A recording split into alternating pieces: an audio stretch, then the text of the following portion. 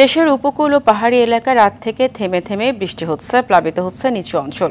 দর্শক, এই মুহূর্তে কক্সবাজার থেকে সরাসরি যুক্ত হচ্ছেন সহকর্মী সাইফুর রহিম শাহিন। শাহিন, 13টি ফিশিং ট্রলারের সর্বশেষ কি তথ্য আছে আপনার কাছে? এছাড়া ট্রলারে থাকা 5 শতাধিক মাঝি মাল্লার সঙ্গে কি কোনো যোগাযোগ করা সম্ভব হয়েছে কিনা জানাবেন। হ্যাঁ Faria, fishery guard Cox's Bazar fishery guard মৎস্য ব্যবসায়ী তেরোটি ফিশারি এখনো খোঁজ পাওয়া যাচ্ছে না, এবং সেখানে যারা মাঝি মামলা রয়েছে তাদের সাথে এখন সুন্দর ধরনের যোগাযোগ স্থাপন করা যায়।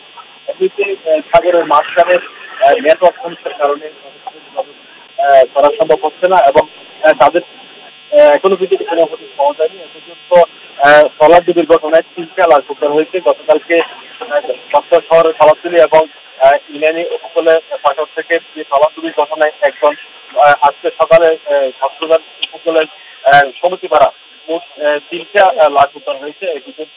তো এখনো পর্যন্ত তাদের কোনো ধরনের সাথে যোগাযোগ করা হয়নি। তাদের আত্মীয় স্বজন কয়েকজনের সাথে আমি কথা বলেছি, এখনো পর্যন্ত তারা মোবাইল সংযোগ বা কোনোভাবে তারা ফিরে আসেনি। এখনো পর্যন্ত রয়েছে সেটা নিশ্চিত করেছে কক্সবাজার জেলা পোর্ট মালিক সমিতির সাধারণ সম্পাদক দেলোয়ার হোসেন।